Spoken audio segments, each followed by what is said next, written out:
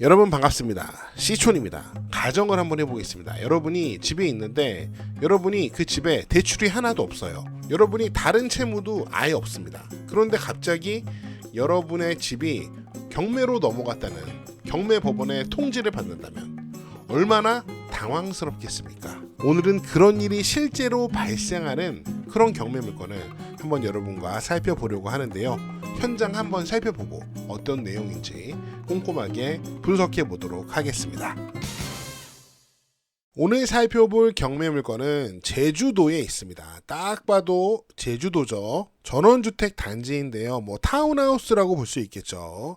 이렇게 아주 멋지게 타운하우스를 만들어서 분양을 했던 것 같아요. 자리도 나쁘지 않습니다. 지도로 보겠습니다. 이게 전원주택 타운하우스 단지입니다. 이런 단지들이 주변에 좀 있고요. 바로 서쪽으로 협재 해수욕장이 있습니다. 여기 해수욕장 보니까 스타벅스도 있고 메가커피도 있고 햄버거 가게도 있고 굉장히 좋네요. 굉장히 놀기 좋은 곳인 것 같습니다. 바다도 너무 멋지고요. 경매 물건 있는 협재리에서 한림읍 시내도 매우 가깝고요. 제주도 북부이기 때문에 제주 시내도 그리 멀다고 볼 수 없습니다.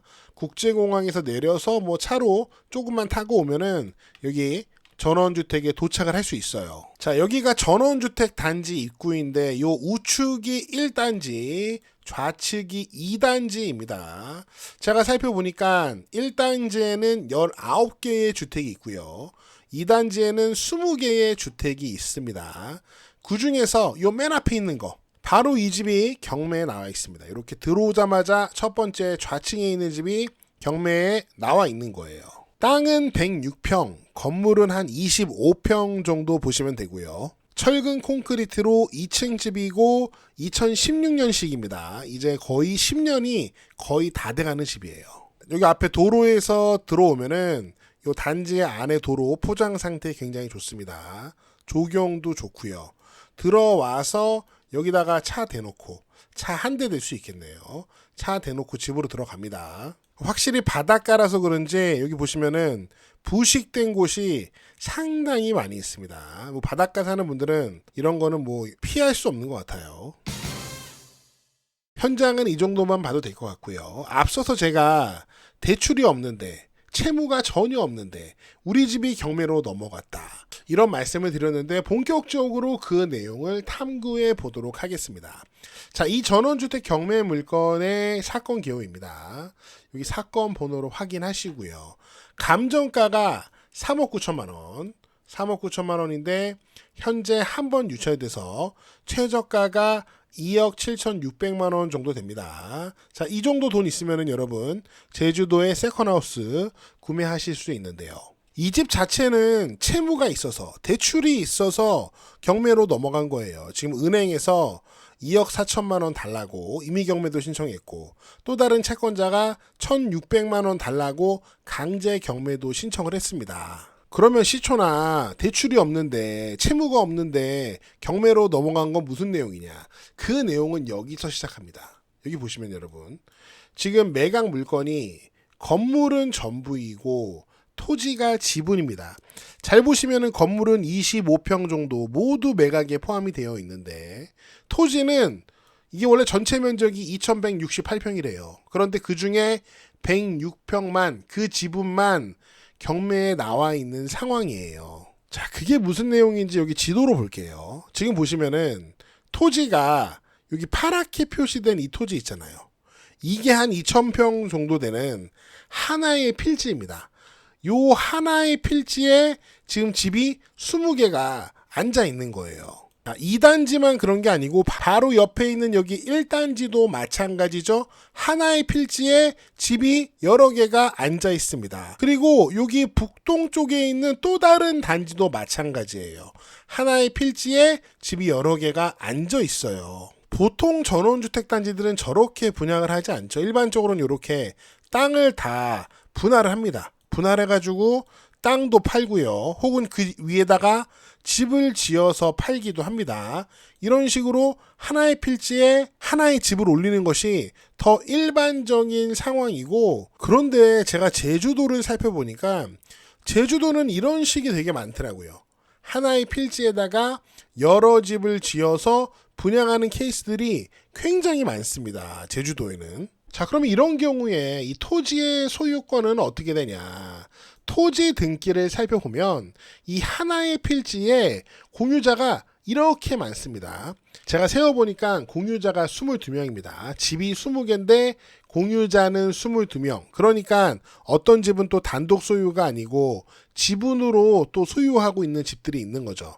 아무튼 이렇게 하나의 필지에 이 22명의 공유자가 지분으로 이 토지를 소유하고 있는 겁니다. 그러니까 간략하게 말하면 외부에서 봤을 때는 이 집 소유자들 말고 다른 사람이 밖에서 봤을 때는 이 사람들은 하나의 필지를 공유하고 있는 공유 관계예요. 그렇다면 이 집을 소유하고 있는 소유자들은 내부적으로 이 토지를 어떻게 사용하고 있을까요? 건물은 각자 소유하지만 땅은 다 우리 거니까 모든 땅 다 자유롭게 쓸까요? 분명히 그건 아닐 겁니다.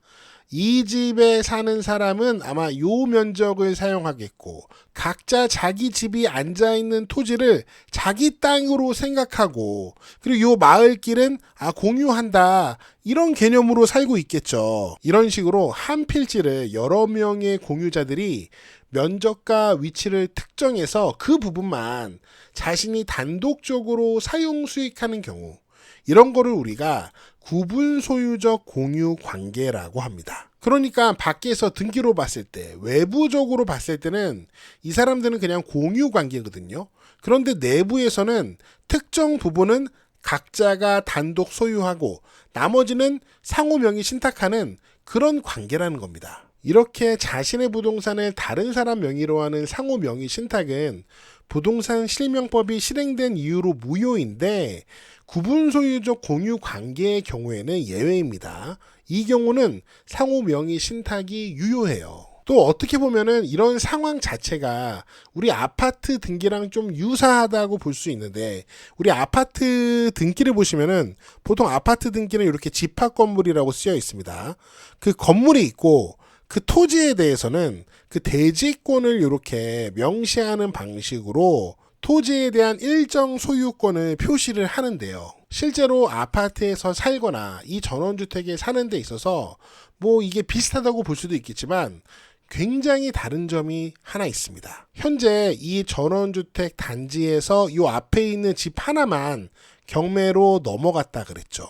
그런데 앞서 설명드렸듯이 이 토지는 밖에 사람들이 봤을 때, 즉 외부적으로 봤을 때는 이렇게 많은 사람들이 공유하고 있는 토지입니다. 그러니까 경매 법원이 봤을 때도 이 토지의 공유자들이 모두 이 토지의 소유자들입니다. 그러니까 관계가 있는 사람이죠. 그래서 경매 법원에서는 이 토지 공유자들에게 모두 경매 통지서를 발송합니다. 여기가 지분이요 경매가 진행되고 있어요. 이렇게 안내문을 발송을 한 거죠. 그래서 경매 사건의 당사자 내용을 봐도 이 토지 공유자들이 모두 이렇게 명시가 되어 있어요.